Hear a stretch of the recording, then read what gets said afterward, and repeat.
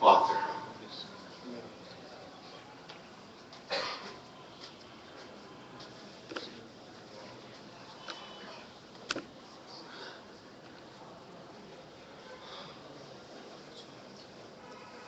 أعوذ بالله السميع العليم من الشيطان الرجيم. بسم الله الرحمن الرحيم. الحمد لله رب العالمين والصلاة والسلام على سيد الأنبياء والمرسلين سيدنا ونبينا وشفيع المذنبين أبي القاسم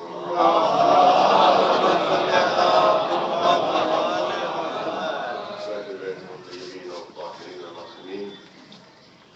أما بعد، فقال الله سبحانه تبارك وتعالى في كتابه المبين وهو أصدق القائلين: ونريد أن نمن على الذين استضعفوا في الأرض ونجعلهم أئمة ونجعلهم الوارثين. صلوات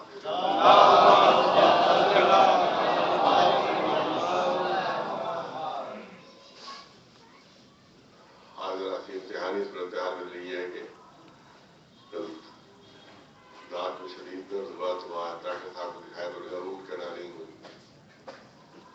اور اس کے بعد انہوں نے 3-4 انجیکشن دیے دانت میں، اور اس کے بعد روٹ کنال کے ہوتا کرنے کی کوشش کی لیکن وہ سود ہی نہیں ہوتا، اور پورا منہ سن ہو گیا لیکن دانت وہ بھی ضد پڑ گیا کہ نہیں ہم نہیں سن ہوتی. تو اس کے بعد بڑی دقت ہو گئی، پورا منہ اتنا تھا کئی گھنٹے تک پوری تمبور تک، اور اس کے بعد انہوں نے وہی ریلیف تو تھوڑی بہت ہو چکی تھی، اس کو درد روکنے کے لیے درد کی دوائیں دی، دوبارہ دی، اس وجہ سے بلڈ پریشر بہت شروع کر گیا. اور اس وقت ابھی جو چیک کیا مہینے سے پہلے 166 تھا، جو کہ میرا جو ہے 135، جب روٹ کرانے سے پہلے 120 تھا، روٹ کرانے کے بعد 166 ہو گیا، اتنا شوٹ کر گیا. تو اب یہاں بچے میں نے کہا بھی تھوڑی دیر ہمارے شوکت بھارتی صاحب سے مدد کریں، تو راضی ہو گئے، تھوڑی دیر اعلان کیا. بہرحال کیونکہ پڑھنے میں جو زور ہوتا ہے تو اس کی وجہ سے اور بڑھتا ہے بلڈ پریشر. میں دھیمے دھیمے کچھ باتیں رد کروں گا. ایک سلوات بھیجے.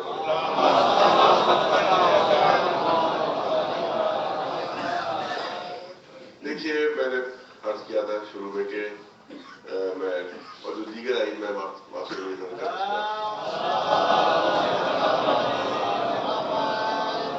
ان کا تذکرہ ہوگا، لیکن تذکرہ چھڑ گیا امام زمان علیہ السلام.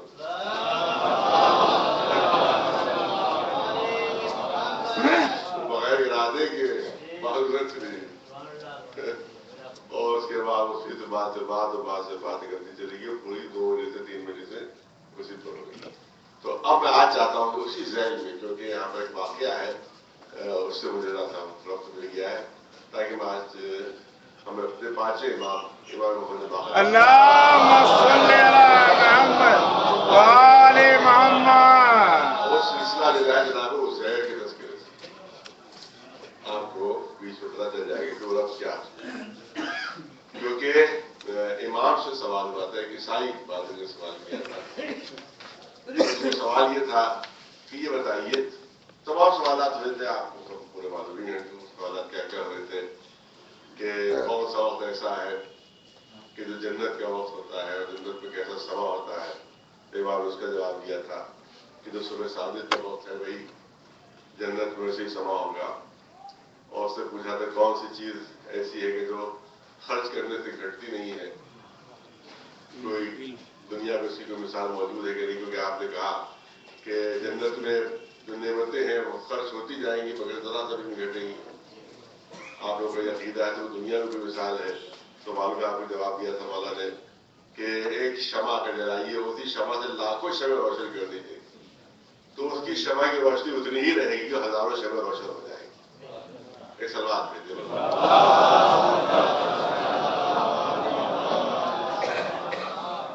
اس کے علاوہ اور بھی کئی سوالات رہتے ہیں، وہ سب نہیں تفصیل کرنا ہے، لیکن جو مولانا کی آمد ہے اس ہشام بن عبد الملک بے انتہا دشمن. یہ ہشام وہی ہے کہ ہمارے چوتھے امام امام صاحب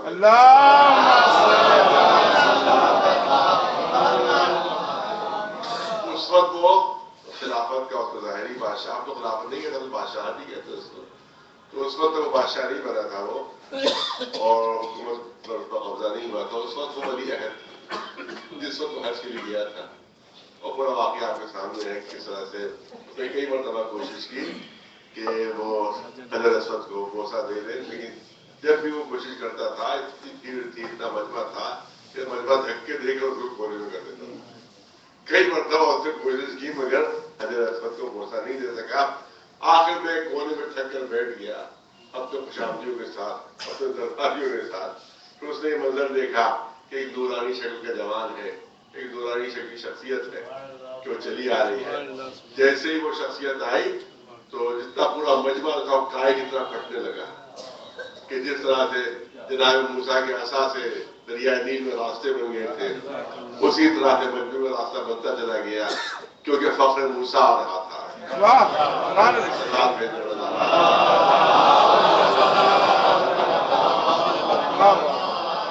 اور اس کے بعد انہوں نے بوسہ دیا، اطمینان سے بوسہ دیا، جتنی دیر کو بوسہ دینا تھا. پھر اس کے بعد وہ ہٹ گئے. پھر مجمع اسی طرح سے ہو گیا. جانتا تھا، پہچانتا تھا، لیکن تجاہل عارفانہ اس کو کہنا چاہیے. جان بوجھ کر یہ ہے کون، یہ ہے کون. وہاں فرزدق موجود تھے کہ جو اگرچہ درباری شاعر تھے لیکن اس سے برداشت نہیں ہو سکا اس کا تجاہل عارفانہ. اس کے بعد انہیں پورا قصیدہ کیا ہے کہ ھذا الذی یعرف البطا وطأته والحل یعرفہ والحرم. یہ وہ ہے، تم نہیں پہچانتے اس کو، تم نہیں جانتے اس کو، تو کوئی فرق نہیں پڑتا. ایسی شخصیت میں کوئی فرق نہیں پڑے گا اگر تم نہیں جانتے، کیونکہ یہ تو وہ ہے کہ جس کی قدموں کی چھاپ کو کعبہ پہچانا. ایک سلوات بھیجیے. والبیت یعرفہ والحل والحرم. اس کو اللہ کے گھر پہچانتا ہے، اس کو حل پہچانتا ہے، اس کو حرم پہچانتا ہے. اور اس کے بعد قید کر دیا تھا اس نے کہا کہ کبھی تم نے میرے لیے اتنا اچھا خریدا نہیں کہا، تم نے میرے لیے اتنا اچھا خریدا نہیں کہا. اس وقت انہوں نے جملے مشہور ہیں کہ اگر تم میں وہی صفات ہوتے، وہی کمالات ہوتے، تمہارے باپ بھی ویسے ہی ہوتے جن کے باپ ہے، تمہاری ماں بھی ویسی ہوتی جن کی والدہ ہے، تو تمہارے لیے ایسے ہی قصیدہ کہہ دیتا.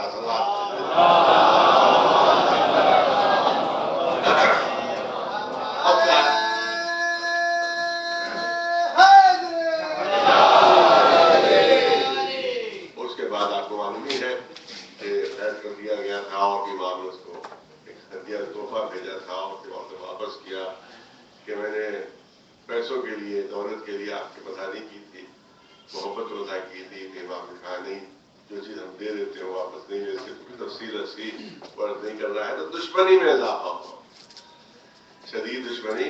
اور جب تک حکومت پر بیٹھا تو اس نے پھر امام محمد باقر کو طلب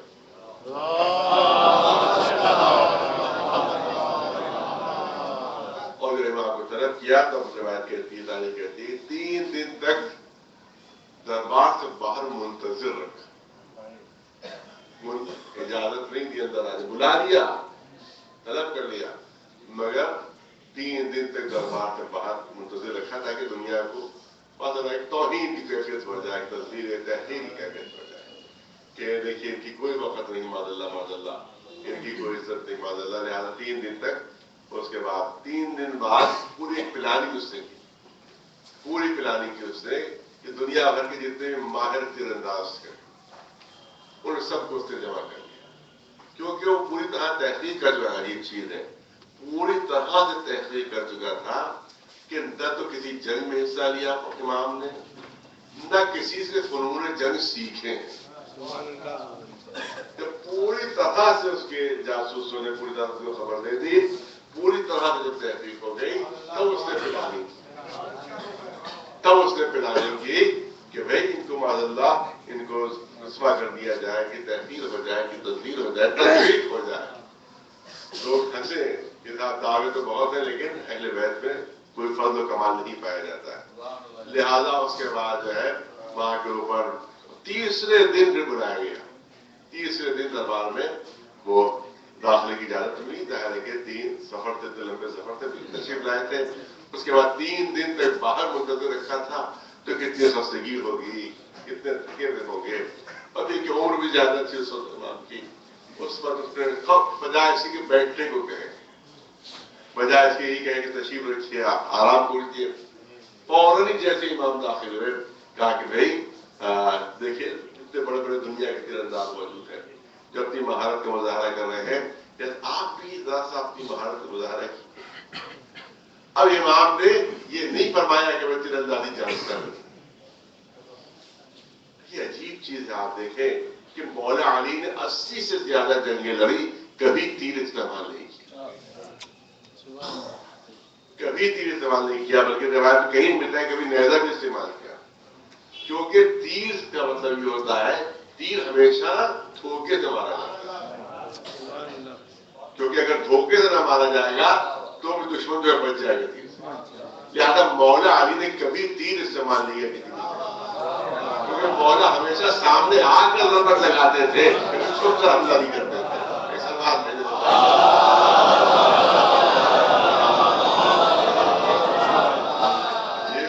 رہنا چاہیے. اتنی جنگیں 80 سے زیادہ جنگیں لڑی، سوائے تلوار کے اور کوئی مسئلہ آقا نے استعمال نہیں کیا. سوائے تلوار کے کوئی اسلحہ استعمال نہیں ہوا. لہٰذا اس کو معلوم تھا کہ اہل بیت کبھی تیر اندازی نہیں کرتے، نہ کسی سے سیکھا نہ کسی سے فن حاصل کیا. لہٰذا اس نے پیور پلانی سیکھی کہ کسی طرح سے بھرے ہوئے دربار میں جس میں دنیا بھر کے تیر انداز موجود، جس میں تمام سفارا موجود دوسرے ملکوں کے، ایک تہذیب کو ایک ان کی جو ہے تسلیم ہمارا اللہ. لہٰذا پوری پلاننگ کی گئی. اب امام نے نہیں کہا کہ مجھے آتا نہیں ہے، مجھے معلوم نہیں ہے، بلکہ امام کا ارشاد یہ ہے کہ جوانوں کے کام میں بوڑھا ہو چکا ہوں. یہ جوانوں کے کام میں بوڑھا ہو چکا ہوں، لیکن بات پلانی کچھ اور تھی. لہٰذا ادھر سے اصرار، ادھر سے اصرار. جب مسلسل اصرار کیا اس نے، بہت زیادہ اصرار کیا، تب تاریخ کہتی ہے بسم اللہ الرحمن الرحیم کے مولا نے کمان اٹھائی، چلے کمان میں تیر جوڑا. دیکھیے میں نے بھی آج تک کبھی کوئی تیر نہیں چلایا، نہ کوئی تیر مارا آج تک، نہ کبھی کوئی تیر مارنے کا دعویٰ بھی کیا میں نے. اگر مجھے کسی مقابلے میں کھڑا کر دیا جائے کہ ساری کمان لیجیے تیر لیجیے، تو کبھی نہ کمان چھوئی تک نہیں آ جائے، نہ کبھی تیر چھوا. تو اب سے میں لگاؤں گا پہلی مرتبہ تو نشانے سے درخواست کتنی فٹ اور کتنے گز دور جائے گا. اور ظاہر ہے کہ جو بھی وہاں موجود ہوں گے سوائے ہنسنے کے اور کوئی نتیجہ نہیں ہوگا. یہی پوری پلاننگ تھی. معلوم تھا اس کو کہ نہ کبھی فنون جنگ کسی سے سیکھے ہیں، نہ کبھی کسی جنگ میں حصہ لیا ہے، اسی لیے پوری پلاننگ کے تحت یہ کام کیا گیا. لیکن جب بہت زیادہ اصرار ہوا تو آقا نے بسم اللہ الرحمن الرحیم کہہ کر کمان اٹھائی، چلے کمان میں تیر جوڑا. اب جو نشانہ لیا تو ٹھیک نشانے پر بیٹھا.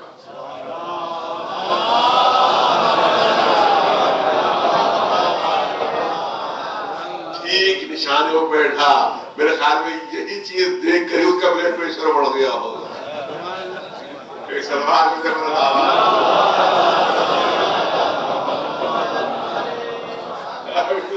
اس نے منظر دیکھا تو عجیب حیرت کہ آج تک نہ کبھی جنگ میں حصہ لیا، نہ کبھی فنون جنگ کسی سے سیکھے. بہترین نشانہ، ٹھیک نشانے میں جا کر تیر لگا، ٹھیک نشانے میں جا کر تیر لگا. اس کے بعد پھر مولا نے ہاتھ بڑھایا، یہی کر رہا تھا. پھر مولا نے ہاتھ بڑھایا دوسرے تیر کی طرف. یہ آقا یہ کیا کر رہے ہیں آپ، یہ کیا کر رہے ہیں آپ؟ جب ثابت ہو گیا دنیا کے اوپر کہ آپ بہت بہتر تیر انداز ہے، بہترین تیر انداز ہے، جب ٹھیک نشانے پر تیر لگ گیا تو دوسرا تیر کیوں اٹھا رہے ہیں؟ یہ دوسرا تیر کو چلے کمان میں جوڑ رہے ہیں. تو شاید مولا جواب دے کہ اب تو مقابلہ ہے، اب دنیا پر یہ بھی تو ثابت ہو جائے کہ دنیا کے سیکھے ہوئے کیسے ہوتے ہیں اور الہی سے جو علم لے کر آتے ہیں وہ کیسے ہوتے ہیں.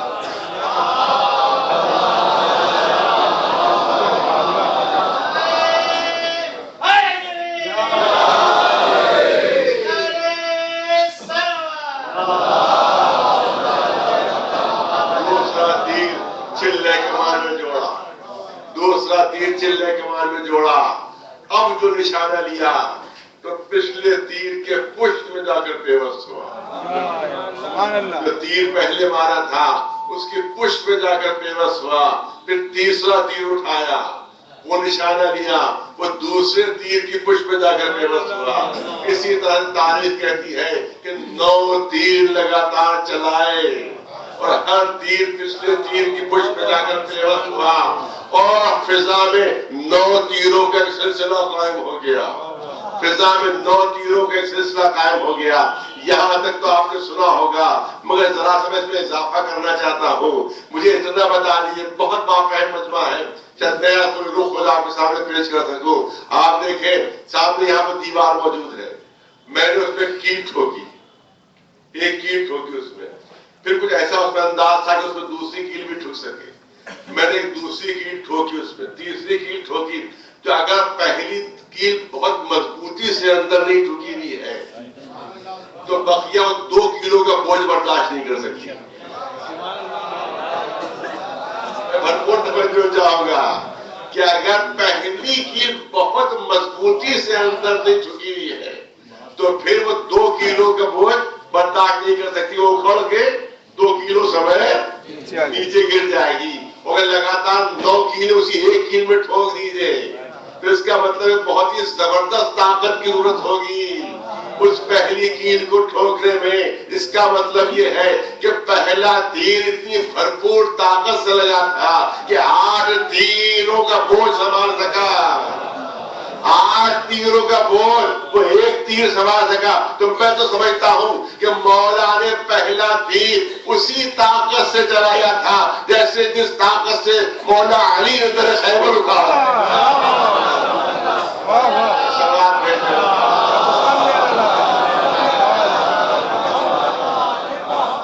اس میں اتنی ہی طاقت کی ضرورت تھی کہ جتنا در خیبر اکھاڑنے کی طاقت کی ضرورت ہے۔ ایک سلوات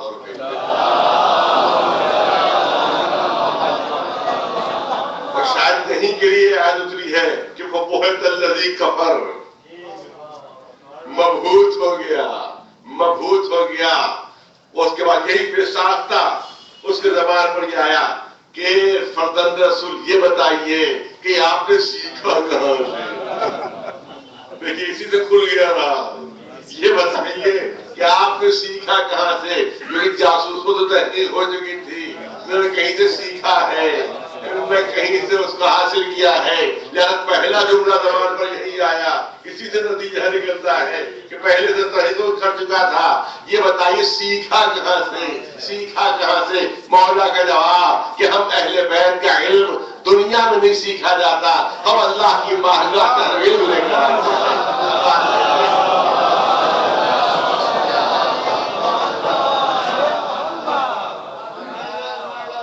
چھٹے امام کمسری کے عالم وہ بھی تشریف فرما ساتھ ساتھ موجود تھے، اور اس نے حیرت دیکھا کہ کیا آپ کے صاحبزادے جس کوٹے سے ہیں ان کو بھی یہ علم آتا ہے؟ کیا ان کو بھی علم آتا ہے؟ کیا یہ بھی اس فن سے واقف ہے؟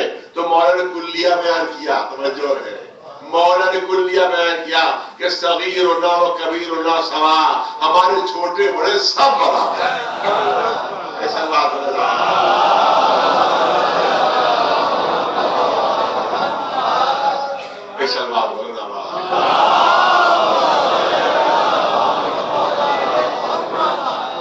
اس کے بعد اب بجائے تھی کہ شرمندہ کرے، خود شرمندہ ہوا، خود ذلیل ہوا، خود رسوا ہوا وہ۔ اس کے بعد پھر اجازت دی واپسی کی، اجازت دی، مولا چلے، راستے میں دیکھا کہ بھیڑ ہے، ایک مجمع ہے، بس وہی کرنا تھا، ایک بھیڑ ہے، مجمع کیا ہے بھائی؟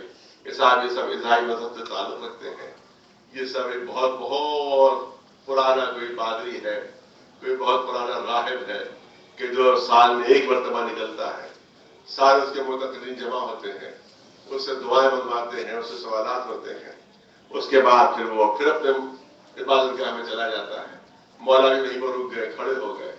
مجھے اتنا چاہیے کہ یہ مجمع یہاں پر ماشاءاللہ موجود ہے، اتنا اس میں اگر کوئی مجھے اندازہ نہیں بالکل کہ کون صاحب پچھلے مجلس میں شریک ہوئے تھے اور جو پچھلے مجلس میں شریک نہیں ہوئے تھے اس مجلس میں شریک ہوئے، یا پچھلے سال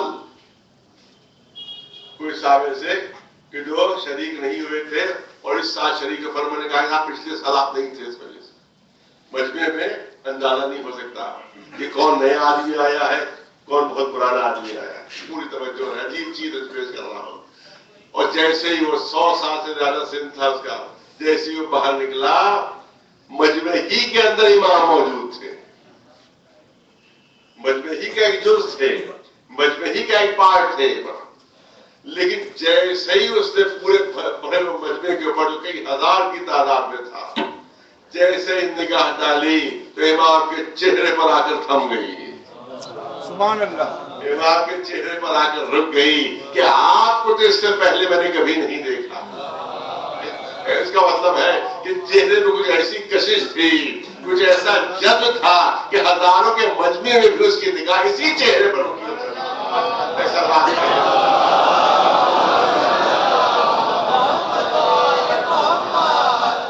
آپ کس امت سے تعلق رکھتے ہیں؟ امت محمدیہ سے، جو امت مرحومہ اس سے تعلق رکھتا ہوں. اور اس کا وہ جملہ کہ آپ امت محمدیہ کے عالموں سے میں ہیں یا جاہلوں میں سے ہیں؟ آپ عالم ہیں کہ جاہل ہیں؟ امام نے نہیں کہا کہ عالم ہو، یہ نہیں کہا کہ عالم ہو، بلکہ امام نے ارشاد فرمایا جاہل نہیں ہوں. پھر توجہ رہے پڑھے لکھے وجہ کی، کہا کہ جاہل نہیں ہوں، یہ نہیں کہا کہ عالم ہوں، یہ کہا کہ جاہل نہیں ہوں. یہ کیوں ارشاد فرمایا؟ یہ کہنا چاہیے تھا کہ عالم ہوں، یہ کیوں ارشاد کہ جاہل نہیں ہوں. آپ یاد رکھیے کہ ہر عالم کہیں نہ کہیں مقام پر جاہل ہو جاتا ہے.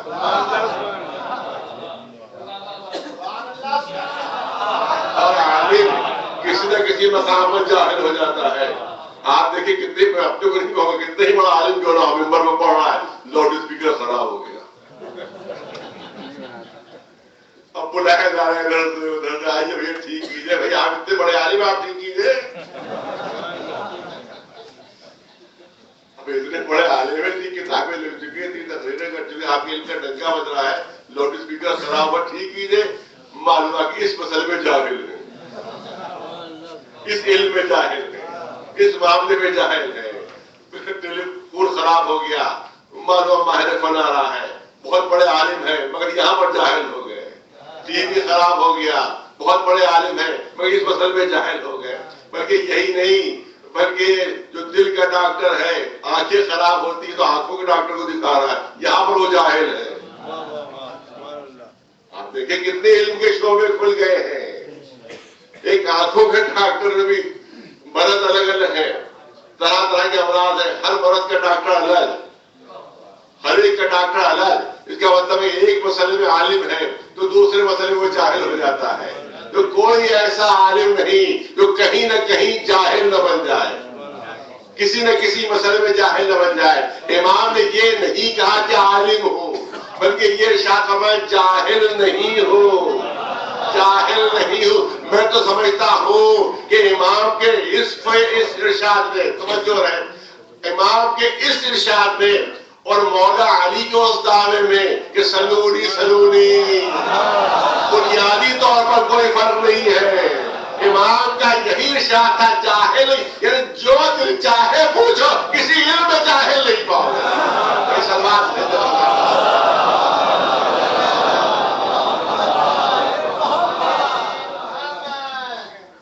اور اس کے بعد وہ سوالات اس نے کیے جس کو تھوڑا سا میں نے پیش بھی کیا. سب سارے سوالات کے جواب مولانا نے دے دیے. تو اب وہ کہتا ہے کہ اب ہوشیار ہو جاؤ، سب سے سخت سوال کرنے والا. وہ واقعی تھی وہ غریب سوال، اور مولا کے علاوہ کوئی جواب دے بھی نہیں سکتا.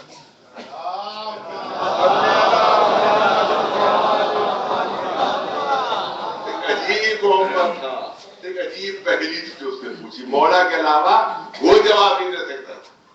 کہ سب سے سخت جواب ہوشیار ہو جاؤ. اس نے مولا کو ہوشیار کیا کہ سب سے سخت جواب ہے ہوشیار ہو جاؤ. مولا نے کہا سوال تو بتائے گا یا میں بتاؤں؟ ایسا بات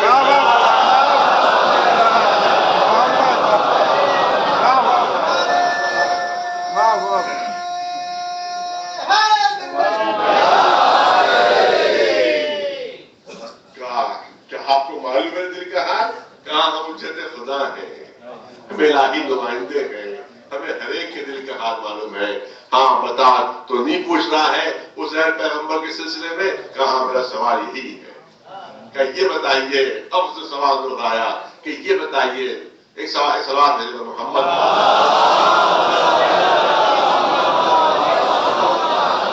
دونوں جڑواں بھائی جو جڑواں بھائی ہے، اس میں سوال اس طرح تھا اس کا کہ جڑواں بھائی ہے، ایک ہی وقت میں پیدا ہوئے دونوں، ایک ہی وقت میں دونوں مرے، مگر ایک بھائی دوسرے سے 100 سال بڑا تھا. ایک بھائی دوسرے سے 100 سال بڑا تھا. امام نے فرمایا کہ بڑا آسان حل ہے، تو نے تو سوال کیا ہے. وہ عزیر اور عزیز دو بھائی تھے جو جڑواں تھے، انہیں میں سے ایک عزیر ہے کہ جن پر اللہ نے 100 سال تک موت قائم کر دی، طاری کر دی. اس کے بعد جب 100 سال بعد وہ زندہ ہوئے تو عمر اتنی ہی تھی، اور ان کا دوسرا بھائی تھا وہ 100 سال پڑھ چکا تھا. بس یہی دونوں بھائی تھے، ایک وقت پیدا ہوئے، ایک وقت مرے تھے، مگر ایک بھائی کا صرف 100 سال زیادہ تھا. سلوات پڑھیے.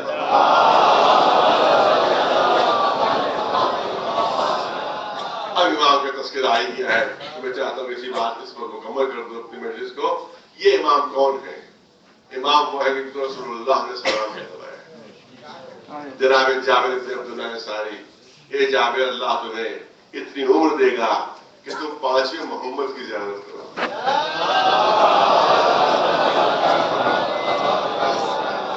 تم 5ویں محمد کی زیارت کرو گے، اور جب زیارت کرنا تو میرا سلام پہنچا دینا.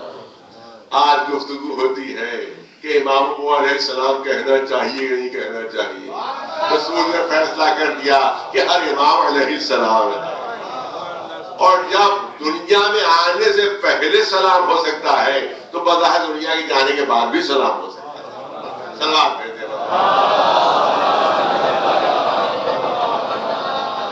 اب تمام تاریخ میں موجود ہے کہ جناب جابر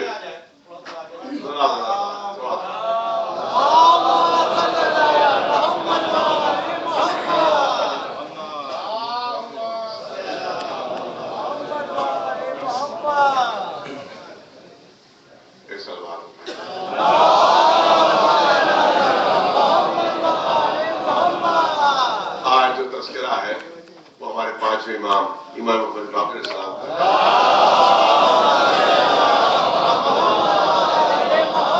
اگر موقع ہوا تو کل کا مضمون تھوڑا سا پیش ہوگا، لیکن اگر موقع نہیں ہو تو انشاءاللہ جو آئندہ آنے والا دن ہے وہ انشاءاللہ امام زمان علیہ السلام کا تذکرہ ہوگا.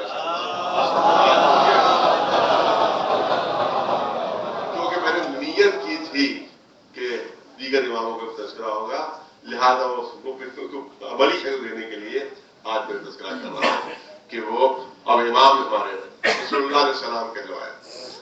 جناب جابر بن عبداللہ انصاری تعریف کرتی ہے کہ مدینے کی گلیوں میں یا باقر کہا کرتے ہیں. لوگ کہتے ہیں دیوانے ہو گئے ہیں، مجنون ہو گئے ہیں. ایک مرتبہ چوتھے امام کی پیڑھی پر پہنچے، ایک چھوٹا سا بچہ ہے، 5 برس کا سن ہے، وہ پیڑھی کے اوپر موجود ہے. جیسی چہرے پر نظر پڑی رسول اللہ یاد آ گئے. یہ تو وہی تصویر ہے، یہ تو شکل وہی ہے.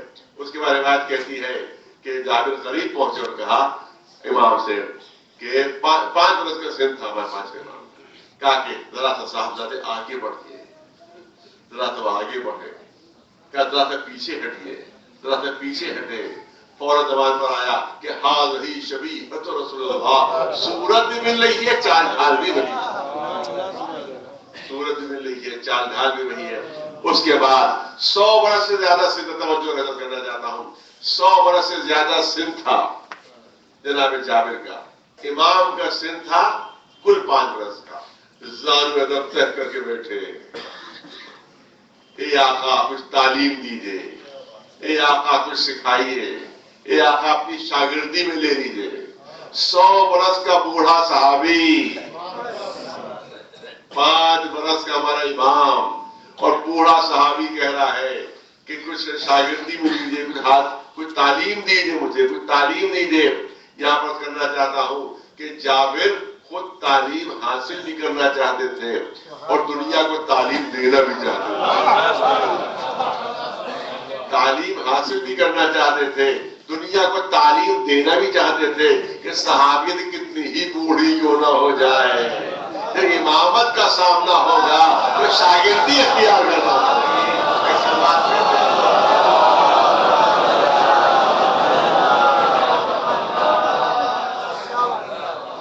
اور بس توجہ چاہو گا، تذکرہ آ ہی گیا آقا کا تو دو چار دن عورت کر دیے جائیں، اور بہت بعض مجمع انشاءاللہ بات ضائع نہیں ہوگی، بہت بعض مجمع ہے جس کے سامنے جملے پیش کر رہا ہوں۔ آقا کا نام کیا تھا؟ محمد۔ محمد باقر ہے، باقر تو لقب ہے، باقر تو لقب ہے، نام محمد ہے، نام محمد ہے، باقر لقب، نام محمد۔ باپ کا نام کیا تھا؟ والد کا نام کیا تھا؟ علی۔ زید العابدین تو لقب ہے، نام علی ہے۔ خود محمد، لیکن بازاری ہونا چاہیے، خود محمد، باپ علی، ماں کون تھی؟ ماں کا نام فاطمہ تھا۔ ارے توجہ چارنا حضرات کی، خود محمد ہے، خود محمد ہے، باپ علی ہے، ماں فاطمہ ہے، فاطمہ بنت الحسن امام حسن کی بیٹی۔ ارے توجہ ہے، ماں فاطمہ ہے، باپ علی ہے، خود محمد ہے، خود محمد ہے، باپ علی ہے، ماں فاطمہ ہے۔ اس کا مطلب یہ ہے کہ علی اور فاطمہ کی آغوش میں محمد نظر آ رہے ہیں۔ توجہ چاہ رہا ہے، علی اور فاطمہ کی آغوش میں محمد نظر آ رہے ہیں۔ قدرت کا بھی عجب انداز ہے، نسل کو دہرا رہا تھا، نسل کو دہرا رہا تھا۔ کبھی محمد کی آغوش میں علی و فاطمہ نظر آتے ہیں، کبھی علی و فاطمہ کی آغوش میں محمد نظر آتے ہیں۔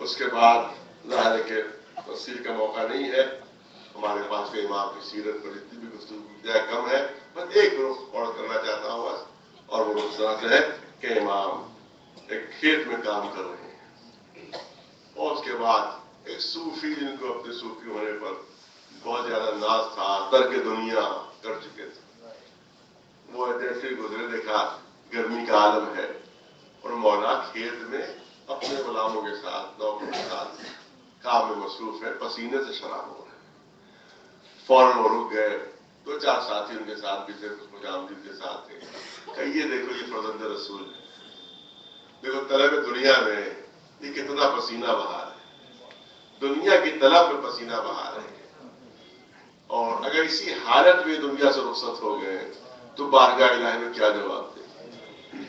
اسی حالت میں طلب دنیا، اسی حالت میں اگر دنیا سے رخصت ہو گئے تو یہ بارگاہ الہی میں کیا جواب دیں گے؟ جملے امام کے کانوں میں پڑے، امام قریب پہنچے، فرمایا اللہ کا حکم یہ ہے کہ اپنی اولاد کے لیے، اپنے خانوادے کے لیے، بیوی اور بال بچوں کے لیے رزق حاصل کرو، یہ حکم الہی ہے، میں حکم الہی کی اطاعت کر رہا ہوں، میں اسی حکم کی اطاعت کر رہا ہوں۔ القاتل عیالہ کالمجاہد فی سبیل اللہ، تم نے اسلام کا یہ پیغام نہیں سنا کہ جو اپنے اہل و عیال کے لیے محنت کرتا ہے وہ اللہ کی راہ میں جہاد کر رہا ہوتا ہے، وہ عبادت انجام دے رہا ہوتا ہے، میں عبادت انجام دے رہا ہوں۔ اگر اسی حالت میں دنیا سے رخصت ہو گیا، بارگاہ الہی پہنچا تو اللہ کی اطاعت میں موت آئے گی، اللہ کی عبادت میں موت آئے گی، اور اللہ نے منع کیا ہے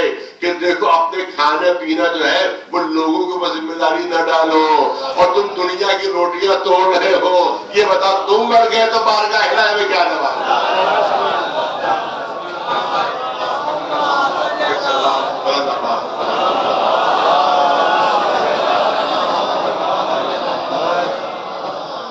بس میں نے کہا کہ اب 5 منٹ اور لینا ہے، تو اب میں چاہتا ہوں کہ 5 منٹ ساتھ میں امام موسیٰ کاظم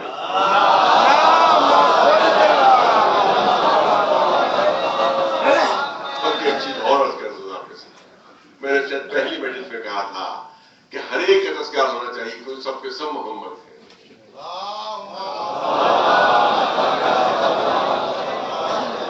سب کے سب محمد ہے، سب کا تذکرہ ہونا چاہیے، اولا محمد، واسطنا محمد، محمد وآخرنا محمد وکلنا محمد. یہ سب کیسے، سب کے سب محمد کیسے؟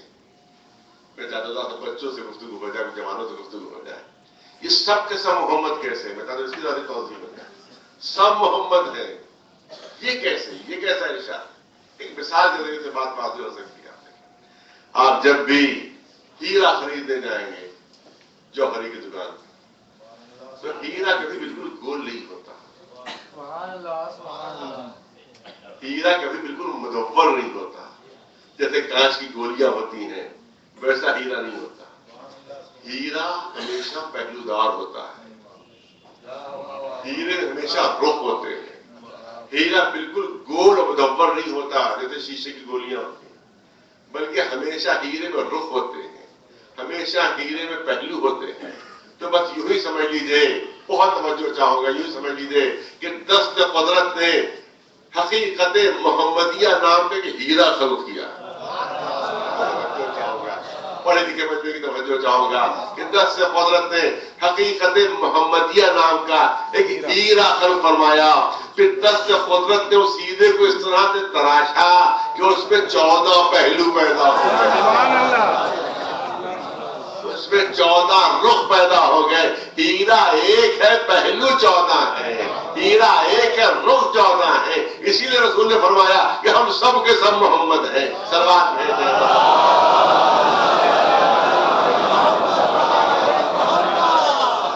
اور شاید کوئی چیز نہیں ہو جو میں پیش کرنا چاہتا ہوں آپ کے سامنے.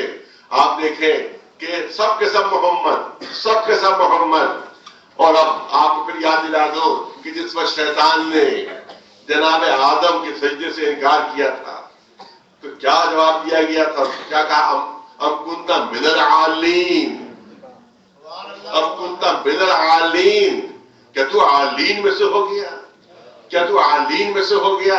اس کا مطلب یہ ہے کہ کوئی جماعت عرش پر ایسی تھی کہ جو سجدوں سے مستثنیٰ کر دی گئی تھی آدم کی. اب کنت من العالین، کیا عالین میں سے تو ہو گیا ہے؟ کیا تو عالین میں سے ہو گیا؟ یہ سمجھ رہا ہے کہ تمہارا شمار عالین میں سے ہے. عالین کیا ہے؟ میں توجہ چاہ رہا ہوں. عالین کیا چیز ہے؟ عالین جمع ہے علی کی. میں بھرپور توجہ چاہوں گا. عالین ہے، جمع ہے علی کی، جمع ہے عالین. کیا تو عالین میں سے ہو گیا ہے؟ کیا تو عالین میں سے ہو گیا؟ اس کا مطلب ہے کہ عرش پر ایک علی نہیں تھا. توجہ چاہوں گا. عرش پر ایک علی نہیں تھا بلکہ علی کی جماعت تھی پوری. علی نام کی جماعت تھی پوری. علی نام کی جماعت تھی پوری. اب مجھے کہنے دیجئے کہ جب یہ فرش پر ہوتے ہیں تو سب کے سب محمد ہوتے ہیں، جب عرش پر ہوتے ہیں تو سب کے سب علی بن جاتے ہیں.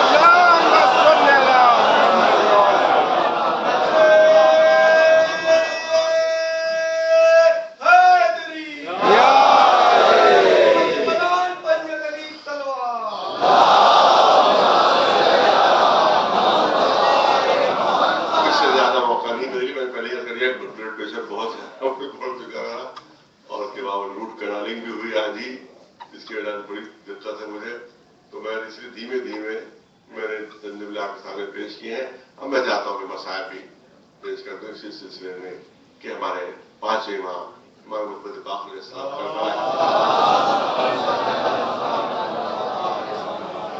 ڈھائی 3 برس کا سن تھا امام کا، لیکن 2 دفعہ ہوئے امام.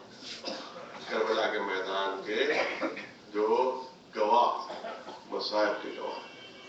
ایک رخ کرنا چاہتا ہوں، ایک رخ کرنا چاہتا ہوں. اچھی چیز ہے آپ دیکھیں کہ بچوں میں صرف امام ہی واپس میں دے.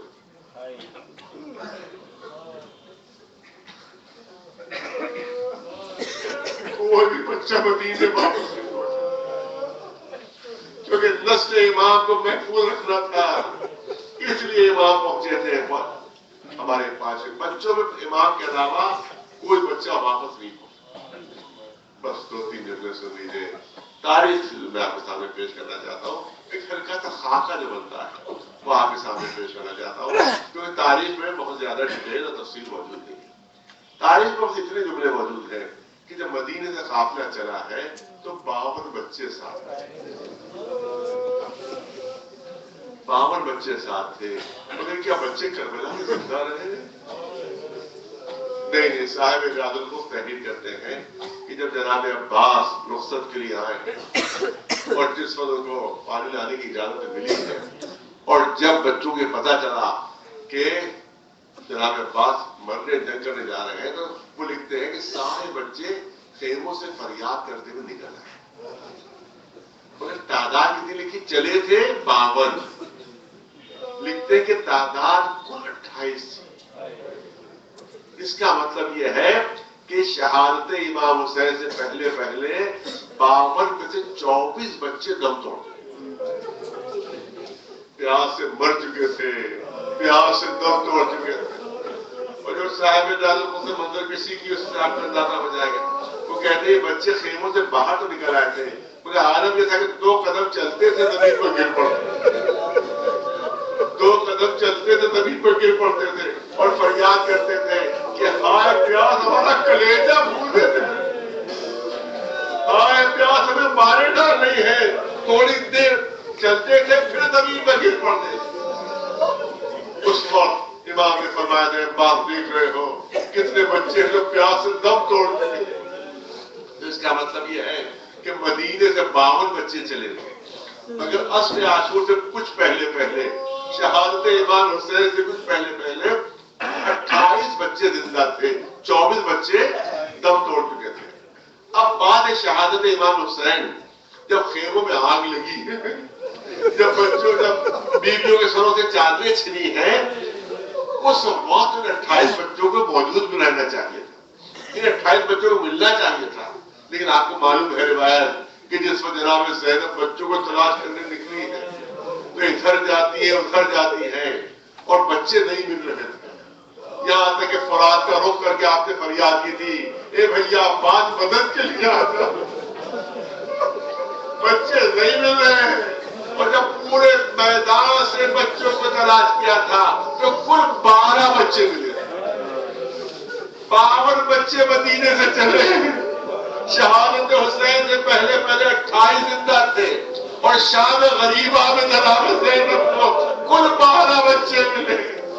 یہ بقیہ بچے کیا ہوئے تاریخ میں نہیں ہے، مگر دل کہتا ہے کہ جب خیموں میں آگ لگائی گئی، بیویوں کے سروں سے چادریں چھل رہی تھی، بیویاں گھبرا کر ایک خیمے سے دوسرے خیموں میں جا رہی تھی، چلتے ہوئے خیموں میں بچے چھوٹ گئے، کتنے بچے چل کر مر گئے۔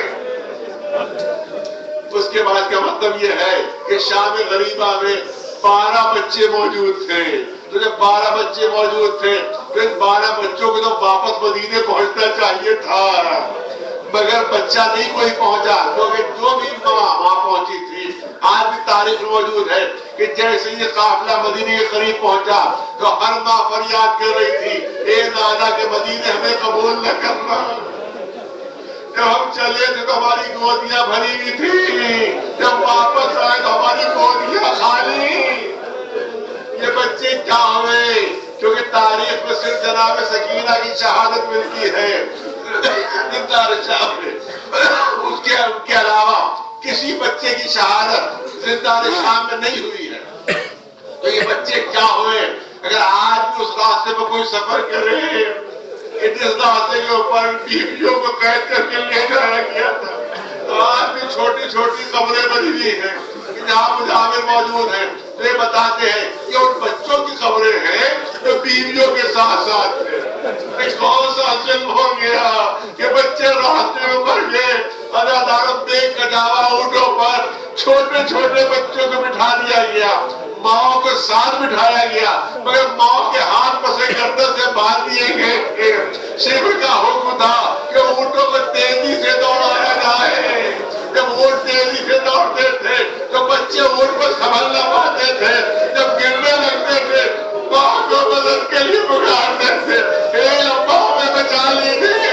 ماں کے ہاتھ پسے گردن سے پھنسے ہوئے بچہ اونٹ کی مدد سے زمین پر گر پڑتا تھا، پیچھے پیچھے تیز رفتار لشکر آ رہا تھا، گھوڑوں کی ٹانگ بول رہے ہیں، بچے پامال ہوتے گئے، مائیں فریاد کرتی رہی، مگر کوئی ظالم مدد کرنے والا تھا۔